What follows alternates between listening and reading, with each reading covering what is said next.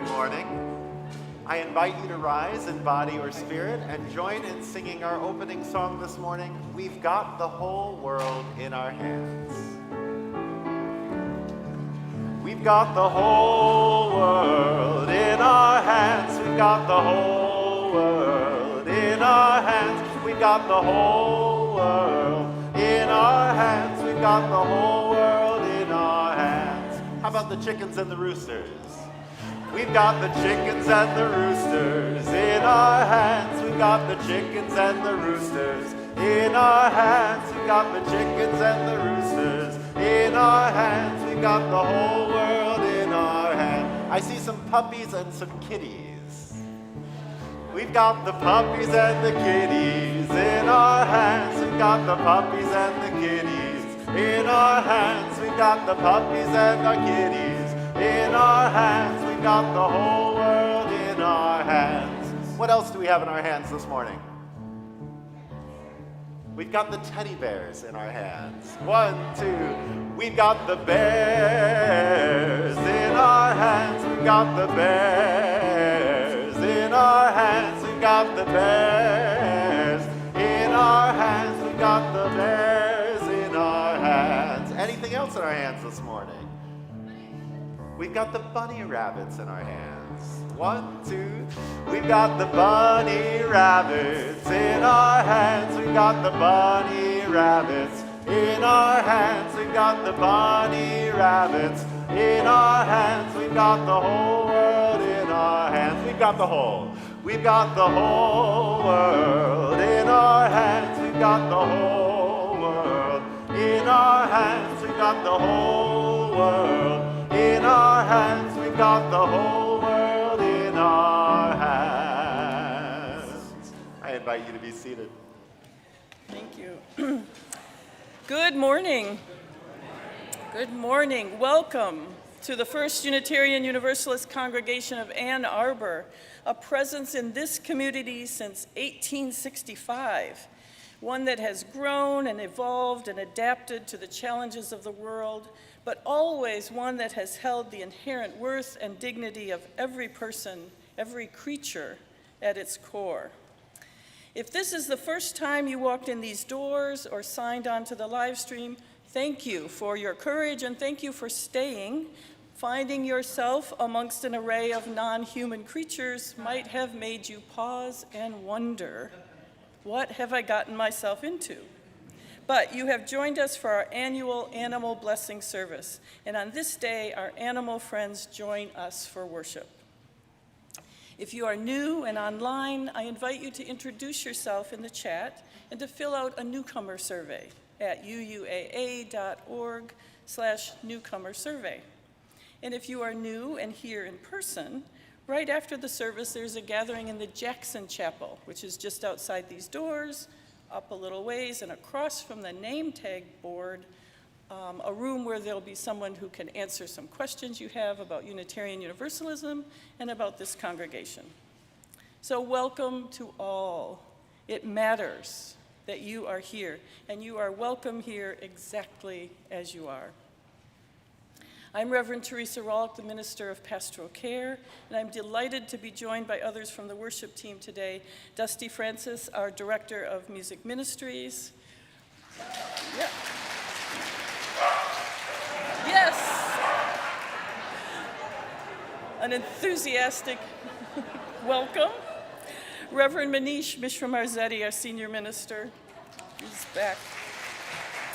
Allison. Oh, this is going to be fun. Allison Halerz, our Pianist-in-Residence.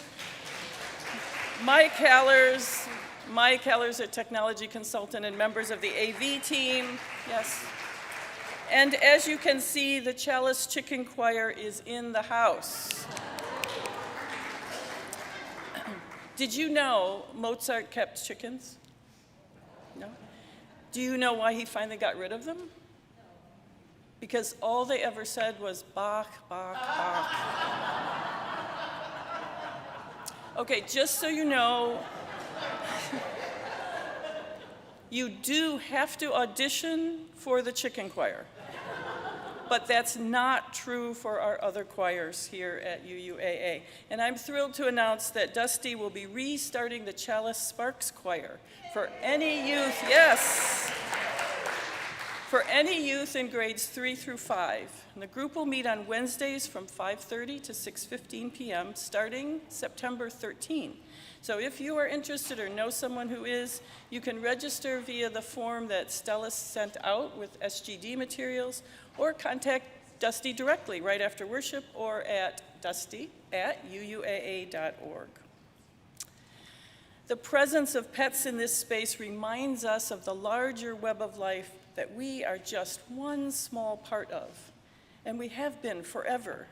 It isn't new. We've been connected to the past in ways you might not have thought about.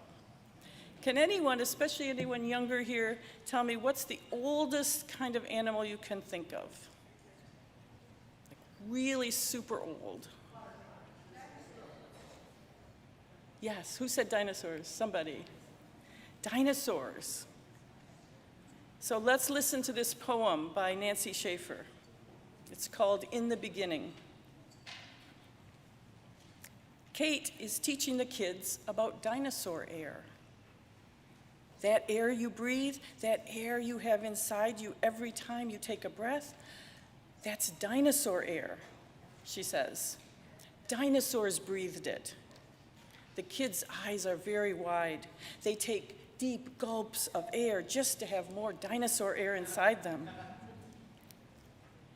The air we have is all the air we will ever have, Kate says, so we have to take good care of it.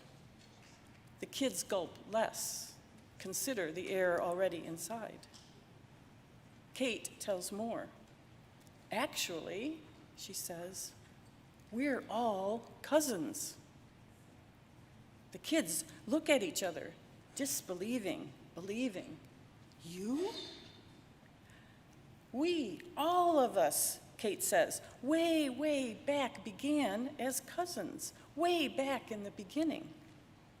The kids whoop and clap each other on the back. For the rest of the day, they savor air and call each other cousin.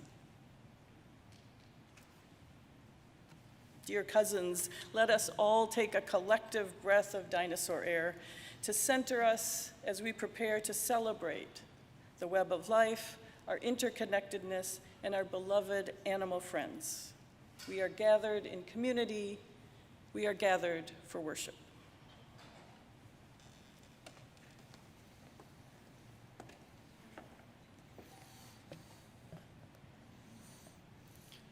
As you likely know, I am new to UUAA, but as you may or may not know, I'm also new to Unitarian Universalism. So I was excited when I saw that the theme for August, my very first month in the U universe, was UU principles. I knew, frankly, that I had a lot to learn. An early question that Reverend Manish asked me as we both began to discern whether or not I might be a good fit for UUAA and vice versa was whether I typically found myself in a house of worship on a Sunday morning. I was somewhat nervous to confess that no, actually, typically on a Sunday morning I find myself out hiking alone in the woods before heading to the pub for a pint and a roast. He quickly reassured me I'd fit in just fine here. He then directed me to the 7 principles, the last of which Reverend Theresa just referenced: respect for the interdependent web of all existence of which we are a part. In today's service, we'll be blessing animals, both those who are still accompanying us on our journeys and those who, despite having left our side, remain a part of that interdependent web. But first we light a chalice to remind us that we too have a role to play in that web, that we are not separate and apart, but that we are instructed to live in harmony with the rhythms of nature. I would like to invite Laura Bolletino to join us on the chancel to light the chalice today. As Laura lights our chalice here in the sanctuary, we invite our online community members to light a chalice of your own, perhaps sharing in the chat, the chalice is lit, and from where you're joining us today. Will you all please join me as we speak together? We light this chalice for the light of truth. We light this chalice for the warmth of love. We light this chalice for the energy of action. We light this chalice for the harmony of peace. Thank you, Laura. For the harmony of peace. I like that. The thing about harmony is that it takes more than one voice to make it, and I say this as something of an authority on the subject. We come back yet again to that interdependent web, as we do each week when we remind ourselves of how we as a congregation have agreed to be in community together, of how we have made a commitment to each other to work towards harmony, towards peace and love, even after moments of discord. So, not in one voice, but rather in a symphony of voices, let us reaffirm the words of our covenant. The spirit of this church is love, and service is its law. This is our covenant with each other, to dwell together in peace, to search for truth in love, and to help one another.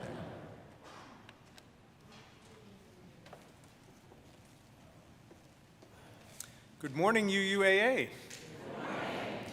Once a month, we take a little bit of time in our Sunday services to learn more about the work of building and nurturing justice in our community and in the wider world. It's my privilege to invite into our pulpit this morning Joe Libin and Christine Pellar-Kosbar, who will be sharing more with us about the work of the Jackson Social Welfare Fund.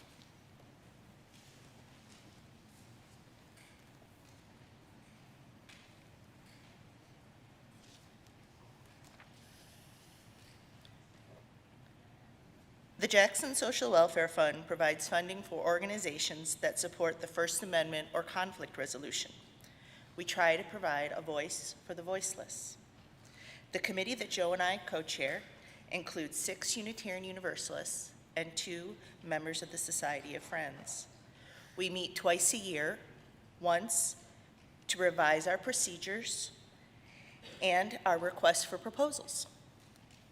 The next time we meet, it's to vote to allocate funds after those proposals have been received.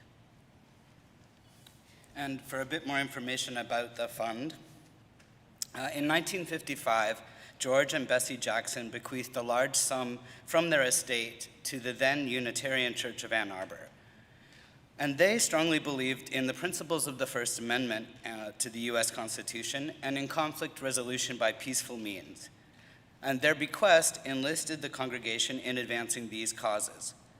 And to advance their causes, we donate funds to organizations with innovative programs. For example, programs that support people's right to dissent, like the group Defending Rights and Dissent, which has been supported in their efforts to stop the prosecution of protesters in Atlanta and to defeat a Wisconsin bill that would have restricted the right to protest. We also support freedom of speech and freedom of the press locally. For example, the group Ground Cover News, which you may be familiar with here, has begun a freelance writing program that actually compensates writers for their lived experiences with homelessness and poverty to write for a local community newspaper. We also support freedom of speech for those who are at risk for incarceration. For example, the group Telling It has put together a toolkit to teach young people to speak out and advocate for themselves. We support conflict resolution. For example, the group The Friends Peace Team has put together a 7-day alternatives to violence workshop for people living in Asia, especially in areas that rank low in the 2022 Global Peace Index, and in developing a set of peace libraries in areas like Rwanda and the Philippines.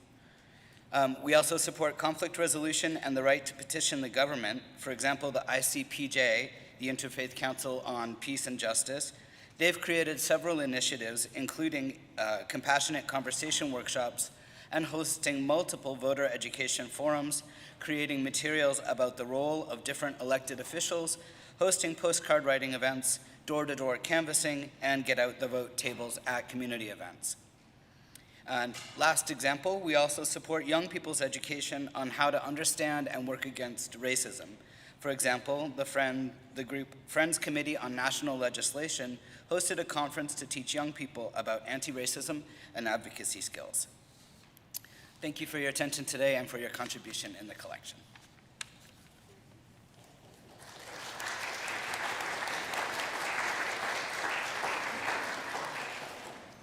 Thank you, Joe and Christine.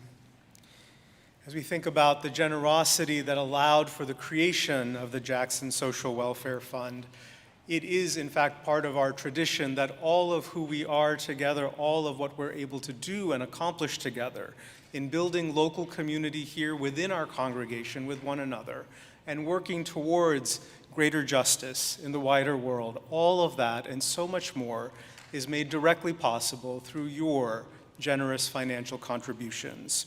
Our congregation and our tradition does not receive external funding from a denominational headquarters or any other sources. And so what we're able to accomplish together and be together and do together is a result of who we are and our commitment to being a people of generosity and vision.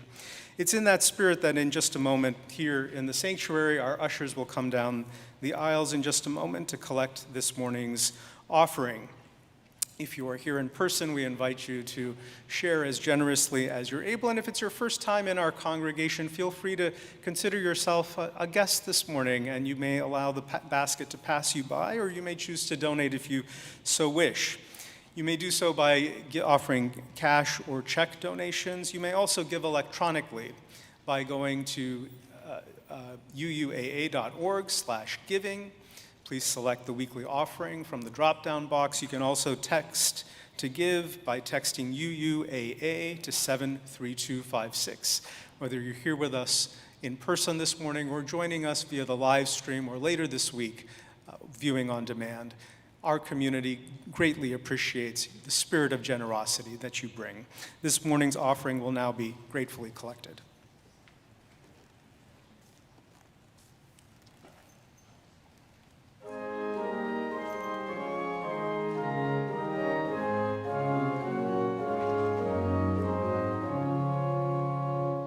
We celebrate the web of life, its magnitude we sing, for we can see divinity in every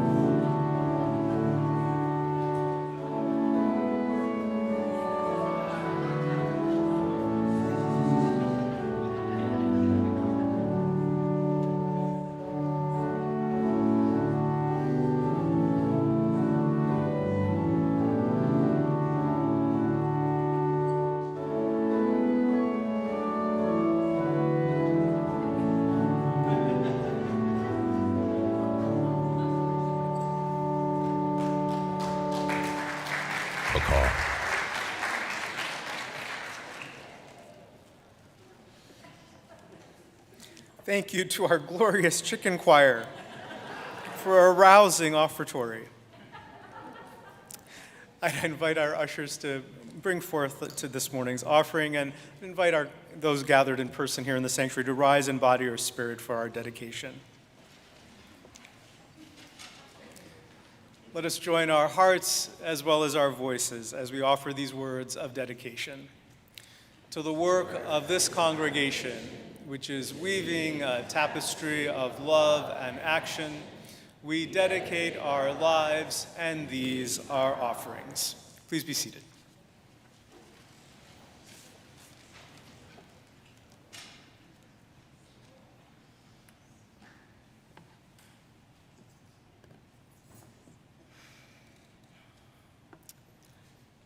An Offering for Grief by Nancy Schaefer.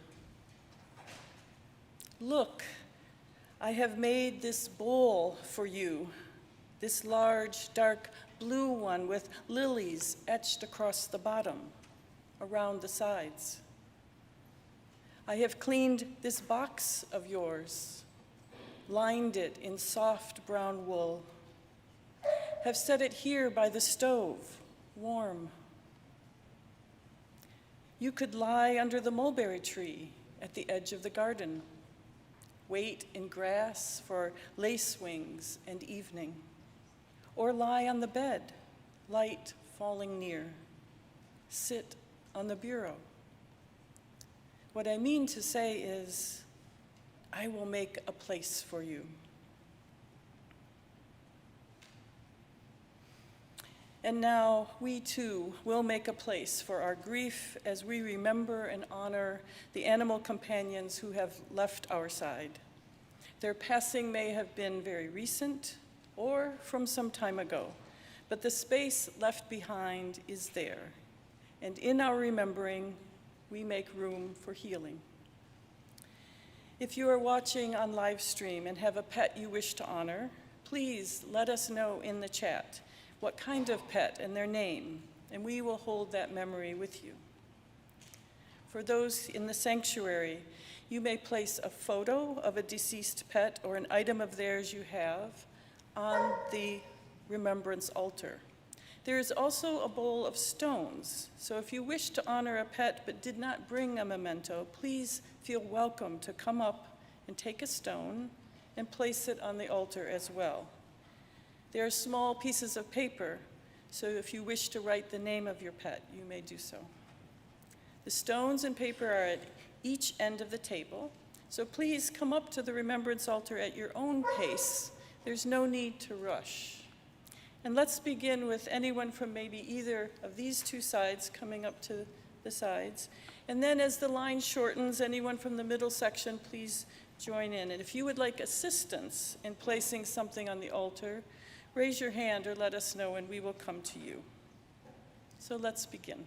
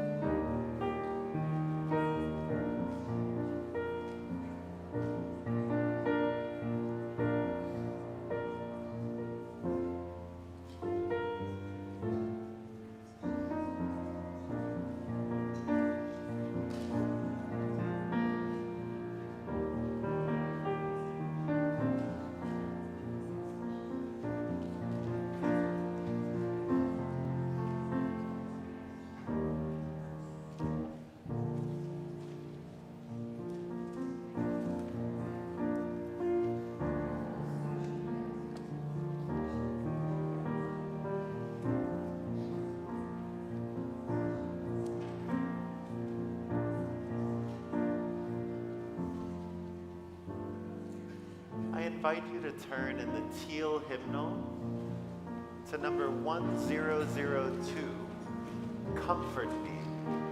Number 1002 in the teal hymnal.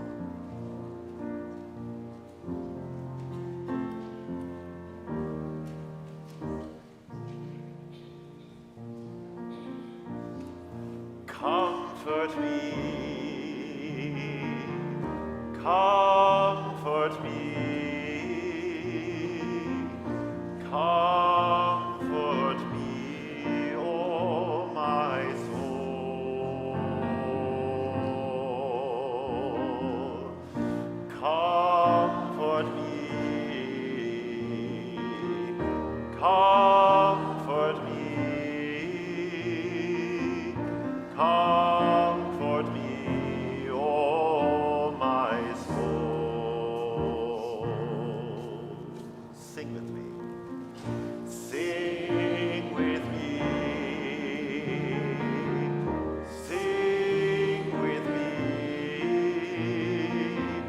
Sing with me, oh my soul.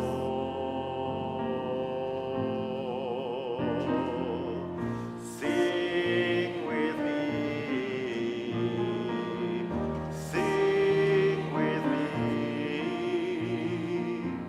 sing with me, oh my soul. Be with me. Be with me. Be with me. Be with me, oh my soul.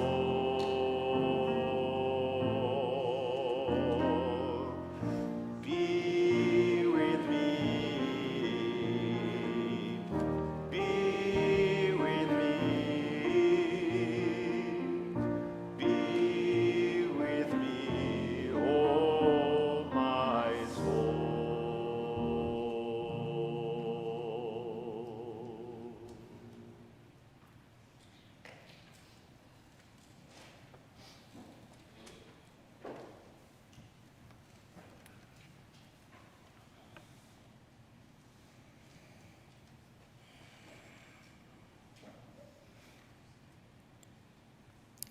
Some collective breaths again, in whatever way is comfortable for you to breathe.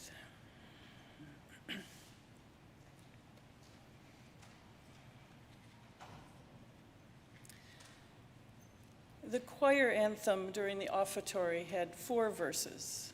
It's an old tune from the 16th century with words by Alicia Carpenter from 1990. We celebrate the web of life, its magnitude we sing, for we can see divinity in every living thing. A fragment of the perfect whole in cactus and in quail, as much in tiny barnacle as in the great blue whale. And if you'll allow me to translate the next 2 from the chicken. Of ancient dreams, we are the sum. Our bones link stone to star and bind our future worlds to come with worlds that were and are. Respect the water, land, and air which gave all creatures birth. Protect the lives of all that share the glory of the earth. Each time I read or sing this hymn, I'm taken by how completely it encapsulates the UU's 7th principle, the one in which we covenant to affirm and promote respect for the interdependent web of all existence of which we are a part. Not just the interconnected web of humans, and yes, we are all interconnected, but all of existence. And on a Sunday like this, when we are in the company of other animals, it is a reminder that we as humans must not fall into the default way of thinking and being in the world, thinking that we are the only ones with intelligence or spiritual or emotional lives, or that we somehow have arrived at the top of, shall I say, the pecking order. And I choose that idiomatic phrase intentionally. The pecking order is a real thing. It comes from the study of chickens, and it refers to the complex social hierarchy of a flock of chickens. A pecking order requires that chickens recognize visually those in their flock, and this could be hundreds of other chickens with whom they communicate using a well-developed language of calls and sounds and movements. And from what I've read, the pecking order is not typically used to bully those lower down the social ladder. It seems it's to recognize the innate personality traits in the chickens that move up to the top. They are the ones who become leaders. So it would be hard to say that chickens do not possess intelligence. Does anyone here keep chickens? Yes. Would you agree? Yes, yes. Aside from Cooper, whose chickens are all here, and I think he would agree too. I was also surprised to learn that chickens are very social. Chickens do not like to be alone and typically do not thrive when alone. And I mean, you know, aside from their rather secretive choir escapades, minimally chickens want to have a group of at least 3 to hang out with. There's actually quite a bit of research done on chicken behavior and communications, with evidence that chickens also have an emotional life. They can experience trauma, show compassion, and love. They demonstrate excitement and jealousy and develop friendships. And here's an interesting fact. Chickens are the closest living relative to the dinosaur T-Rex. Talk about binding past and present worlds. Now, increasingly, scientific studies are supporting ideas that animals and things in nature have extensive, complex ways of communicating and experiencing the world. And perhaps because of this research, we are becoming more comfortable talking about whether trees feel pain or if animal species feel grief. But for anyone who has at any point in their life given love to another animal, who has had a pet accompany them through life, knows without a doubt that pets are intelligent and capable of all kinds of communications and emotions. Throughout much of Western history, humankind has assumed superiority over animals, has assumed humans were the only beings capable of thought, the only beings endowed with a soul or even consciousness. In her book, Rooted, Life at the Crossroads of Science, Nature, and Spirit, Leanda Haupt describes how Darwin had a different perspective. From his work, he thought it was obvious, simply a given, that, quote, the continuity between all creatures and humans included not just morphology, but consciousness. He often referred to animals as being happy, calm, peaceful, or agitated. Now, this was in the mid-1800s. For those of you with pets, can you tell if your pet is happy? Sad? Lonely? Excited? Yeah. 150 years after Darwin, in 2012, the Cambridge Declaration on Consciousness proclaimed that, quote, all animals, from birds to apes to coyotes to fish to octopuses, possess consciousness worthy of ethical consideration. This declaration was signed by an international consortium of scientists. And even prior to that, in 2007, evolutionary biologist Mark Beckhoff wrote, emotions are the gifts of our ancestors. We have them, and so do animals. We must never forget this. Now, Haupt cautions that we can impose our human understanding of emotions onto animals and label things in the way that makes sense to our human brains, but in doing so may narrow the range of what we think animals are experiencing. We might not be able to see the unique and more complex situations that animals experience, simply because it's beyond our human imagination, beyond our current ways of knowing. I think there's an element of faith that is part of our interactions with our animal friends.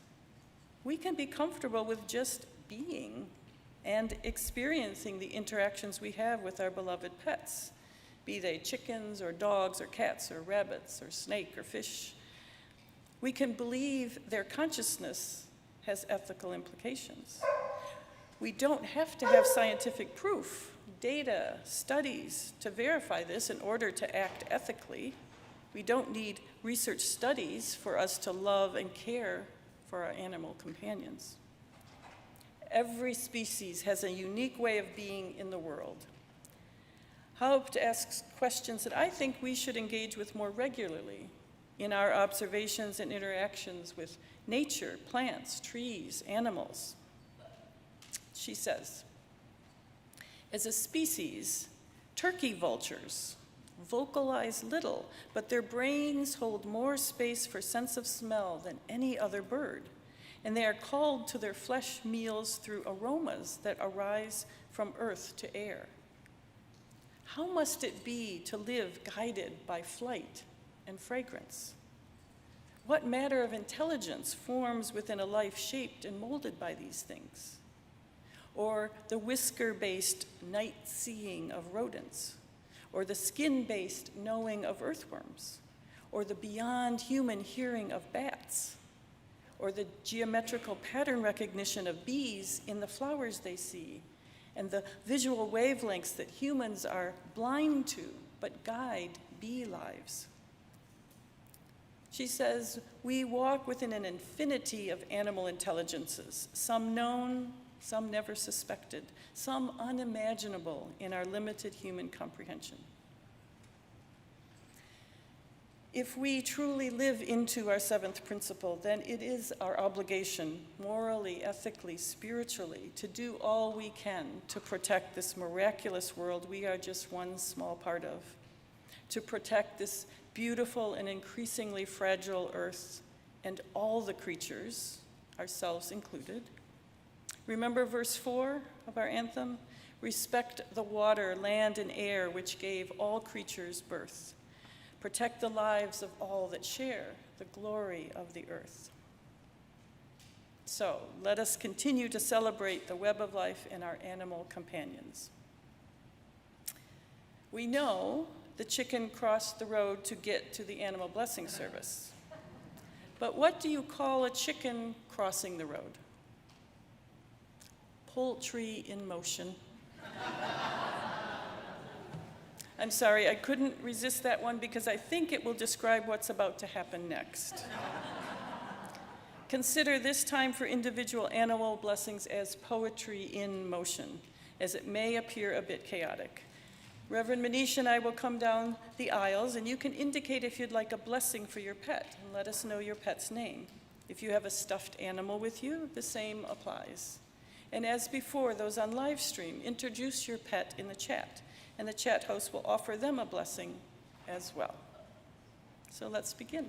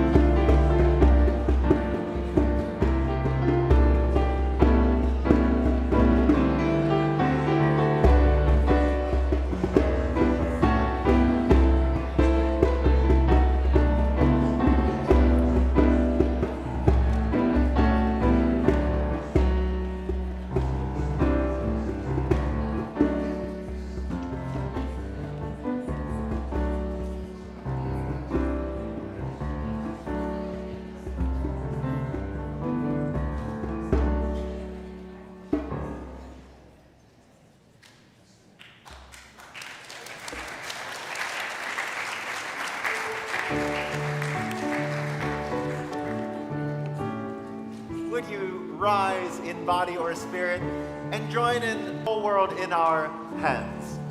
We've got the whole world in our hands. We've got the whole world in our hands. We've got the whole world in our hands. We've got the whole world in our hands. We've got the whole world in our hands. We've got the whole world in our hands. We've got the whole world in our hands. We've got the whole world in our hands. One more time. We've got our hands. We've got the whole world in our hands. We've got the whole world in our hands. We've got the whole world in our hands. If you would remain standing, dear friends, as we draw to a close, I invite you to join in our benediction. Today, you all will help give the benediction with these good words, a pledge of allegiance to the earth, written by are on the screen. Would you please say with me, I pledge allegiance to the earth of our beloved solar system, and to all her creatures, for here they dwell, one planet, united in harmony, with universal love and compassion for all. May these words remind us of our obligation to take the utmost care in our interactions with all that is part of the interconnected web of life. Go in peace, my friends. Amen.